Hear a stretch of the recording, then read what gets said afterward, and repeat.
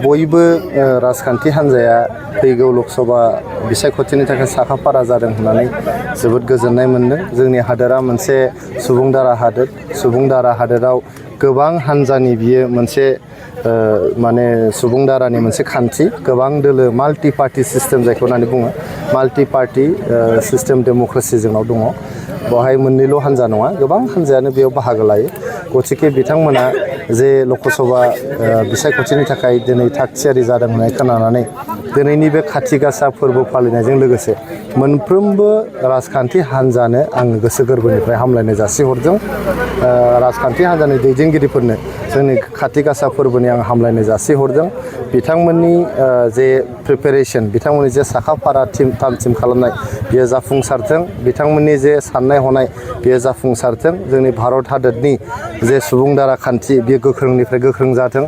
जोंनि समाजाव थानाय जोबथा सुबुं, गरिबनिफ्राय गरिबसिन सुबुङा जाहाथे गावनि भट होनायनि मोन्थायखौ होनानै साबसिननिफ्राय साबसिन जोङो रायजोनि रिप्रेजेन्टेटिभ जाहाथे फाथायहरनो हायो, दैथायहरनो हायो लकसभायाव।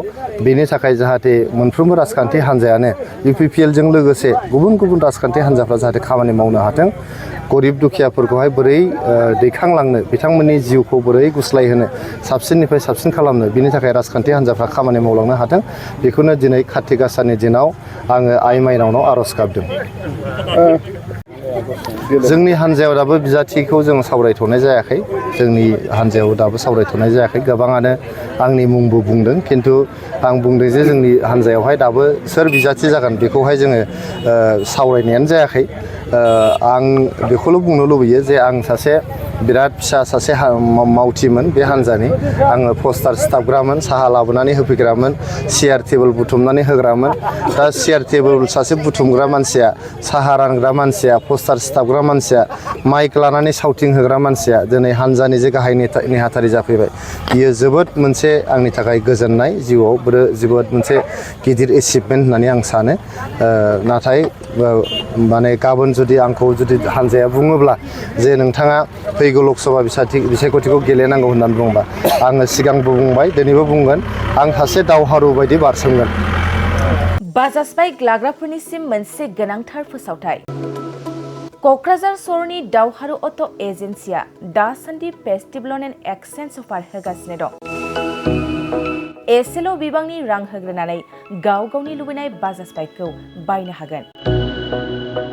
बे सोलिफु फेस्टिभ ल'न एन्ड एक्सचेन्ज अफाराव बाजाज कम्पानिनि गासैबो मडेलनि बाइक जेरै पालसार, सिटि, प्लेटिना, एवेन्जार, डमिनार आरो गोदानै लन्च जानाय बाजाज मडेलनि पालसार N150खौबो मोननो हागोन।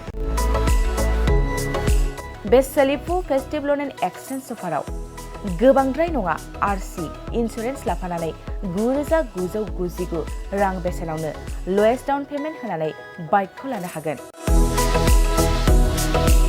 नोंथांमोना क'क्राझार सहरनि दावहारु अट' एजेन्सिजों लोगोसेनो कारिगाव फेस्टिभ आउटलेट, दतमा फेस्टिभ आउटलेट आरो बडगाव फेस्टिभ आउटलेट ब्रान्च श'रुमावबो होबाय थानाय फेस्टिभ ल'न एन्ड एक्सचेन्ज अफाराव फैनानैबो लानो हागोन। मोजांसिन बाथ्राया बेसोबावदि दावहारु अट' एजेन्सि श'रुमनिफ्राय बाइक बायग्राफोरनो 5 लिटार पेट्रल आरो गंनै हेलमेटबो फ्रि एसुयार्ड गिफ्ट महरै हरनाय जागोन।